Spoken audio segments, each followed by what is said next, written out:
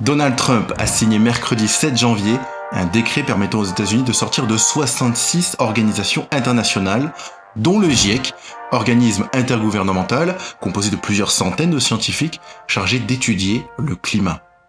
Une nouvelle pas surprenante, vous allez comprendre pourquoi après, mais certains préparaient déjà le terrain de l'opinion publique ici même en France. Après quelques 2 années d'ellipse, le guerrier de la libération, muni de la plus puissante des armes, la vérité, est de retour pour vous délivrer de l'emprise du tsunami infini climatique.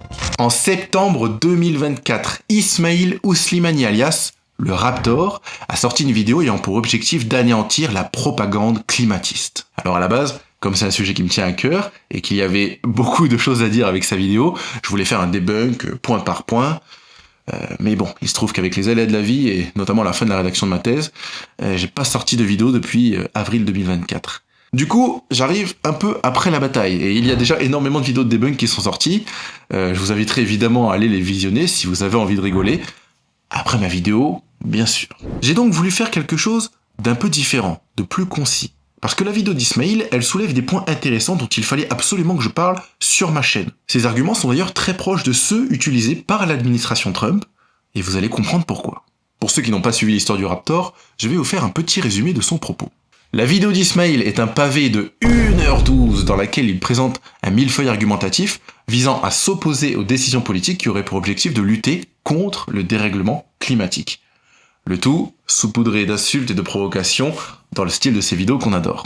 Dire de la merde qui fait le buzz parce que c'est bien plus efficace. Son but principal est donc de contre-argumenter les conclusions qui sont présentées dans le rapport du GIEC. Le truc qui moi m'a frappé en regardant sa vidéo, c'est que t'as plein de figures en noir et blanc tout le temps. Alors je me dis putain, on est en 2024 et je dois déchiffrer des nuances de gris pour comprendre où il veut en venir. Et en fait, on remarque aussi très vite qu'il reprend des passages de texte tout au long de la vidéo qui viennent tous du même document. En fait, on n'a presque jamais de figures ou de conclusions qui viennent directement du rapport du GIEC. Alors d'où ça vient ? Vous retrouverez bien sûr les sources et les timecodes en description. Ah bah c'est du sérieux, allons voir ça.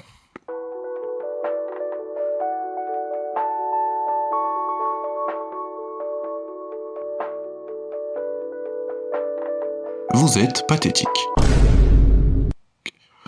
Mais ce qui vous caractérise, c'est bien votre mauvaise foi et votre incapacité à vous remettre en question. C'est même là toute l'ironie du personnage que vous vous êtes construit. Il finit par nous lâcher une source unique, de laquelle il se serait largement inspiré pour l'écriture de sa vidéo. Ce document, c'est le livre Unsettled de Stephen Koonin. Et là, on se rend compte d'une chose très rapidement, c'est que Ismail est un énorme flemmard. Il utilise non seulement des graphiques et des citations qui ont été directement reprises du livre, mais toute la structure de sa vidéo n'est qu'une copie de la structure du bouquin, avec parfois une reproduction mot pour mot.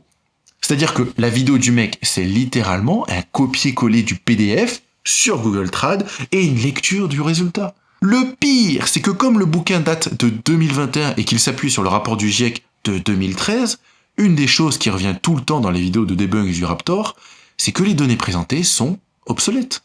Bah oui, le mec est tellement flemmard qu'il n'a pas juste repris la structure du livre en utilisant des données et des graphiques actuels, il a juste fait capture d'écran des figures du PDF et les a insérées dans sa vidéo. Et apparemment, ça a été beaucoup de travail pour lui. Là, il a mis je sais pas combien de mois à travailler dessus pour faire un travail de fourmi, pour réunir absolument toutes les études pour servir son propos. Donc la vidéo va faire très très mal parce qu'elle va être très très... Putain, le mec a mis 4 mois pour plagier un texte. Soit c'est un gros menteur, et il a dit 4 mois pour que ça ait l'air plus sérieux. Soit, et je crains, c'est juste un énorme incompétent. Et le plus drôle, c'est qu'il était tellement fier de sa vidéo qu'il l'a traduite en anglais et a commencé à taguer Elon Musk sur X pour qu'il la regarde. Il se voyait déjà accueilli à la Maison Blanche en grand défenseur de la vérité, délivrant les Américains du wokisme climatique. Redescends, petit Ismail, les Américains ne t'attendaient pas. Revenons-en au livre, et plus particulièrement à son auteur, Stephen Koonin. Qui est-il et d'où vient-il ? Stephen Elliott Koonin est un physicien théoricien scientifique de l'environnement. De 2004 à 2009, Koonin a été débauché par BP en tant que scientifique en chef. Oh putain. BP étant l'entreprise pétrochimique ayant dépensé le plus d'argent au monde pour faire du lobbyisme climato-sceptique en 2018. pas loin de la date de la sortie du livre. C'est fou comme à chaque fois que je creuse un peu sur qui j'ai affaire, je retombe toujours sur les mêmes. Du coup, la thèse de Kounin a déjà été débunkée par de nombreux climatologues reconnus et il a perdu beaucoup de crédibilité parmi cette communauté scientifique. Ce qui rend la démarche du Raptor encore plus risible, parce que il a traduit le texte d'un Américain pour en faire une vidéo en français, pour ensuite la retraduire en anglais et la refourguer aux Américains. Tu m'étonnes que ça ait fait un bide. Kounin est cependant resté une figure extrêmement importante aux États-Unis, étant donné qu'il est un allié précieux de Trump dans son idéologie climato-sceptique. Il est d'ailleurs le co-auteur du rapport sur le climat du DOE, the US Department of Energy, publié en juillet 2025. Rapport qui est lui aussi très critiqué par la communauté scientifique pour les mêmes raisons que le livre. On y trouve des instances de cherry picking, des données obsolètes, des interprétations qui ne reflètent pas les conclusions des études citées et, plus globalement, un discours qui se rapproche plus de l'idéologie politique que d'un réel rapport scientifique. À partir de là, la décision de Trump de sortir maintenant les États-Unis d'organisations cherchant à lutter contre le dérèglement climatique n'est plus surprenante. Kounin était un scientifique reconnu et son livre, Unsettled, fut un grand succès aux États-Unis, jusqu'à atterrir entre les mains de notre champion national. En s'alliant avec Kounin et en lui permettant de coécrire le rapport du DOE sur le climat, Trump obtient la légitimité scientifique de se retirer des efforts collectifs aux défis planétaires. Pour vous dire, à la base, le plan de l'administration Trump en 2019, c'était de créer un Presidential Committee on Climate Security, où Kounin lui-même était chargé de trouver les membres qui le composeraient. Cette idée a finalement été mise de côté parce que constituer un comité consultatif officiel était soumis à un certain degré de transparence, qui ne leur était pas souhaitable. Bon, le DOE s'est quand même retrouvé avec un procès au cul pour ce rapport écrit à l'arrache et à huis clos. Ça reste illégal. Suite à ça, le DOE dissout le groupe pour essayer d'éviter de passer devant un juge, mais ça a suffi à Trump pour justifier son move et se mettre à brasser d'énormes quantités d'argent grâce aux énergies fossiles. Ok, maintenant que le décor est posé, revenons au fond, la partie scientifique.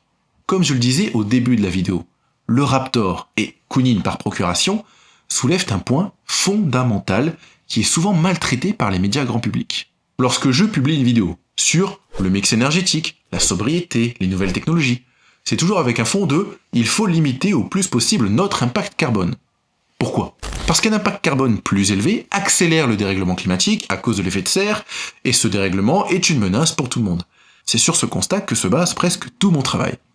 Pourtant, il ne faut jamais oublier que 50% de la résolution d'un problème, c'est d'abord de l'identifier. Voire même, d'après Jean Covici, c'est 90% de la résolution. Or, le Raptor, il se pose ces questions au tout début de sa vidéo, et c'est autour d'elle que toute la structure de la thèse de Kounin se développe. La question climatique actuelle peut se résumer à ces 3 questions.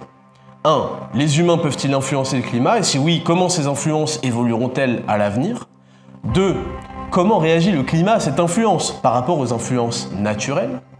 Et 3. Quelle sera l'ampleur de cette réaction à l'avenir et quelle sera son influence sur l'écosystème et la société en général? Alors, je vais reformuler ces questions par souci de concision.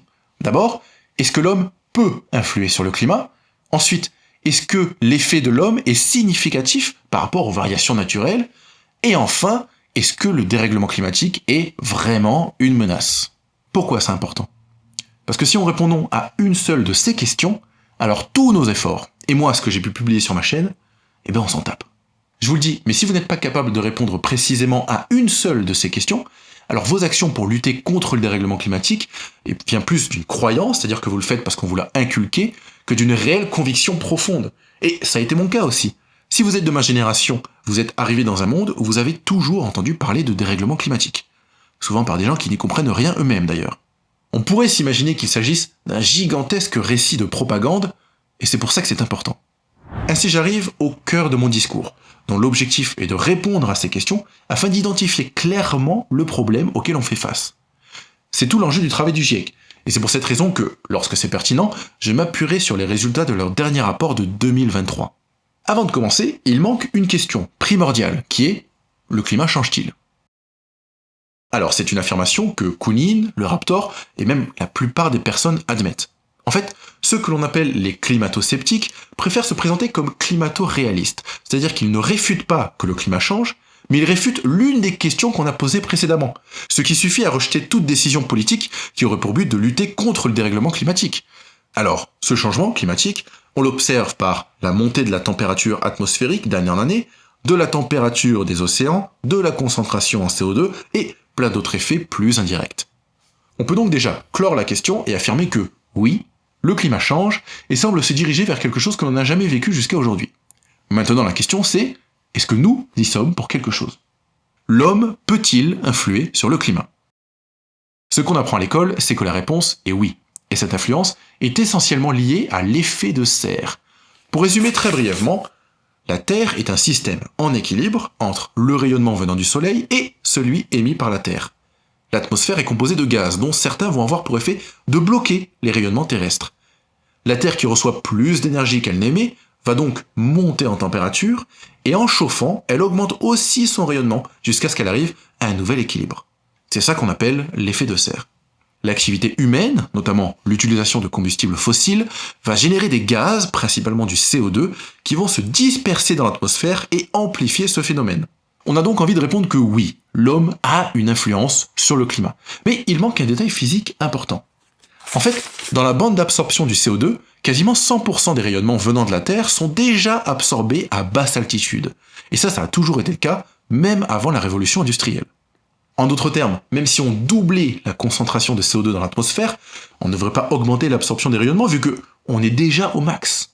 Les climato-sceptiques mentionnent régulièrement ce phénomène et parlent d'un effet de saturation, comme si l'atmosphère ne pouvait pas absorber plus de rayonnements terrestres.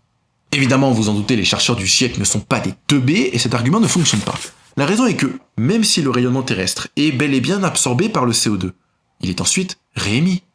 Mais plus on ajoute de CO2, plus il faut monter haut dans l'atmosphère pour trouver une couche qui puisse encore laisser s'échapper efficacement ce rayonnement vers l'espace. Or, plus on monte, plus l'air est froid, et un air plus froid émet moins d'énergie. Résultat, la Terre évacue moins bien sa chaleur et se réchauffe jusqu'à retrouver un équilibre. Si vous souhaitez plus de détails sur cet argument de la saturation de l'effet de serre, je vous recommande vivement la vidéo de Science étonnante à ce sujet. La manière dont l'effet de serre va réchauffer la planète est proportionnelle à la quantité de gaz à effet de serre qu'on émet. Le GIEC a réalisé des simulations qui montrent clairement cette dépendance. On est donc d'accord.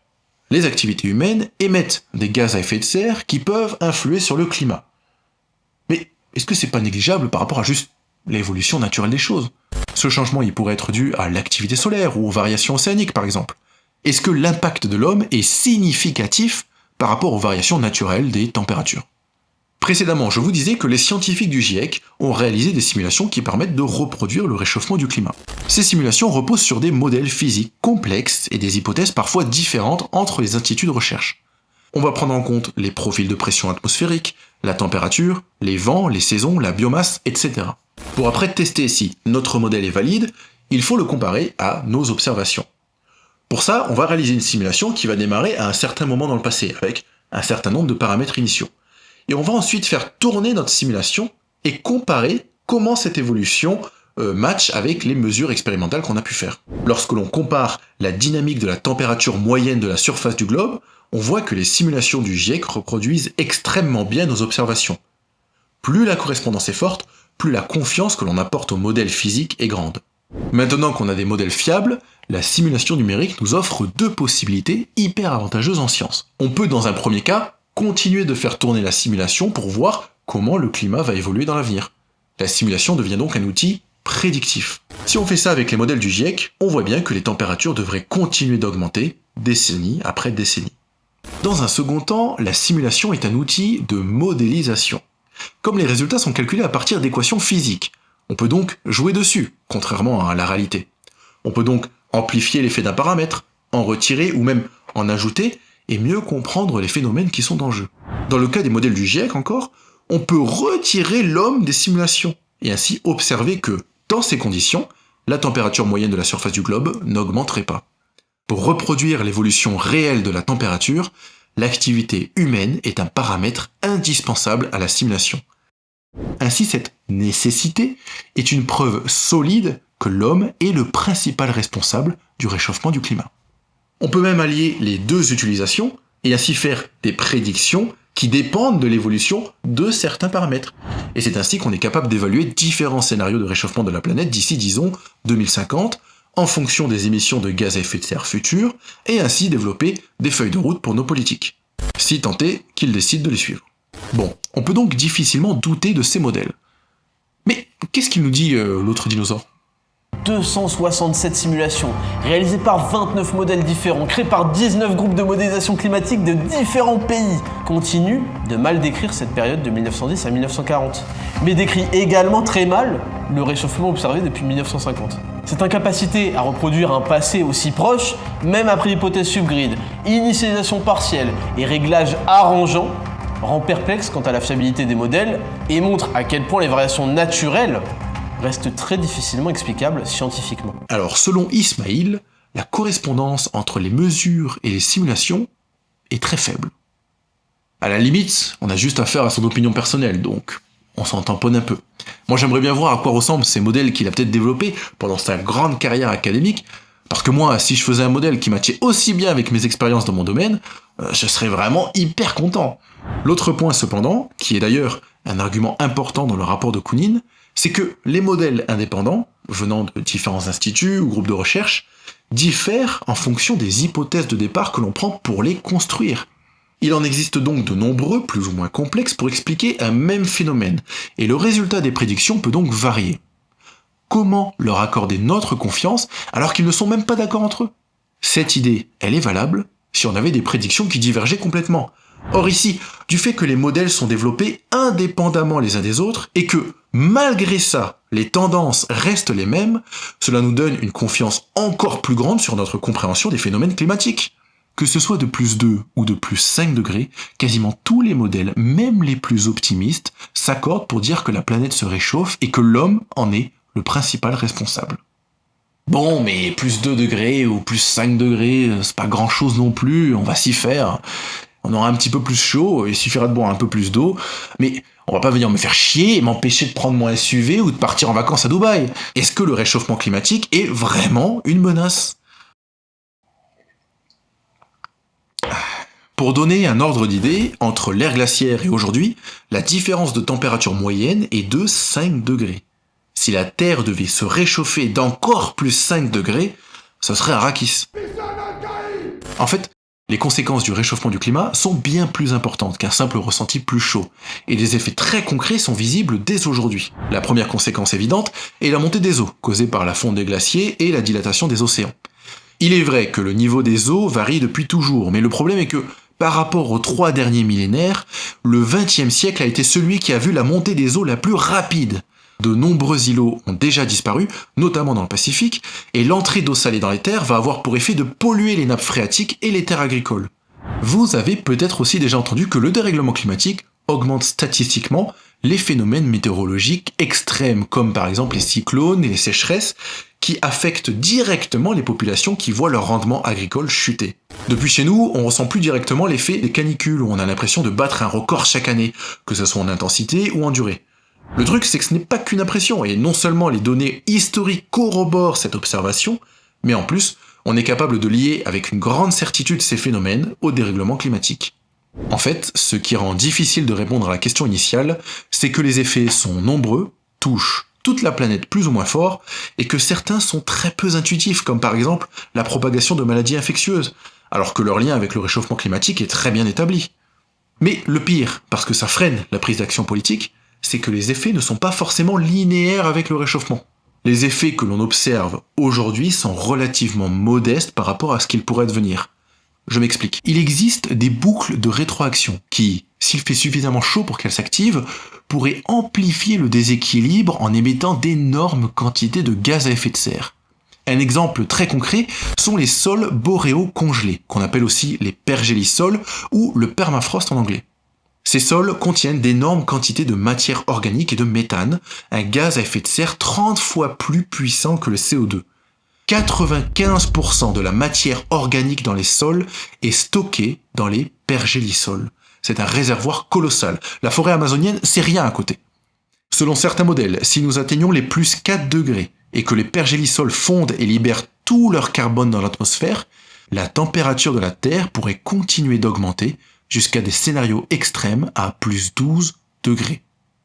Donc en fait, se poser la question à quoi va ressembler la Terre à plus 4 ou plus 5 degrés est idiote, parce qu'il est tout à fait possible qu'à ce moment-là, on atteigne un point de bascule qui nous amène vers des conditions beaucoup plus catastrophiques. Bon, on arrive au bout. Alors, Résumons ce qu'on a vu aujourd'hui. D'abord, on a découvert que le Raptor n'était pas seulement un flemmard incompétent, mais qu'il s'est appuyé sur un livre qui a déjà été largement démonté par les climatologues pour construire sa vidéo. Ça, c'était pour l'échauffement. Mais surtout, on a répondu aux 3 questions fondamentales. Premièrement, oui, l'homme influence le climat, on comprend très bien le mécanisme, il est mesuré et reproduit par les modèles. Deuxièmement, oui, les activités humaines sont les principales responsables du réchauffement actuel. Sans nous, les modèles n'arrivent même pas à reproduire les observations. Et troisièmement, oui, le dérèglement climatique est une menace, et pas juste un petit coup de chaud. Les impacts sont déjà visibles et certains pourraient s'emballer si on franchit les points de bascule. Alors, la bonne nouvelle, entre guillemets, c'est que comme c'est nous le coupable, cela signifie qu'on peut agir pour éviter le pire scénario. Ça amène donc naturellement à une nouvelle question, à savoir comment faire pour limiter le réchauffement climatique. Une question extrêmement vaste, vous vous en doutez, mais si vous connaissez ma chaîne, vous savez que je prône régulièrement l'électrification de nos systèmes et, évidemment, la décarbonation de nos moyens de production d'électricité. D'autres leviers sont nécessaires, comme par exemple la sobriété, c'est-à-dire réduire nos besoins en ressources, ou alors la transition de nos méthodes agricoles. Pour ce dernier point, je vous recommande cette excellente conférence de Marc-André Sellos, où j'ai eu la chance de pouvoir participer à son organisation. C'est de là que je tire d'ailleurs l'effet potentiel de la fonte des pergélisols. Il reste cependant une question fondamentale pour les sceptiques. Vous l'avez vu, dans ma réponse aux différentes questions, je m'appuie énormément sur le rapport du GIEC. Mais le GIEC, moi je ne connais pas ces gens. Est-ce qu'on peut réellement leur faire confiance ? Selon Trump, la réponse est manifestement non. Mais pour vous, je vous recommande vivement cette vidéo de debunk du Raptor par le Réveilleur, qui réserve tout le début de sa vidéo à l'explication de la gouvernance et de la transparence du GIEC. Je pense que c'est hyper important et hyper intéressant parce que ça permet de mesurer le poids de leurs arguments, mais aussi de mieux comprendre comment fonctionne la recherche scientifique. Si vous voulez plutôt vous marrer et voir à quel point le petit Ismail raconte n'importe quoi pendant plus d'1 heure, je vous recommande l'une des nombreuses vidéos de debunk qui sont sorties point par point. Il y a de quoi souffler très fort.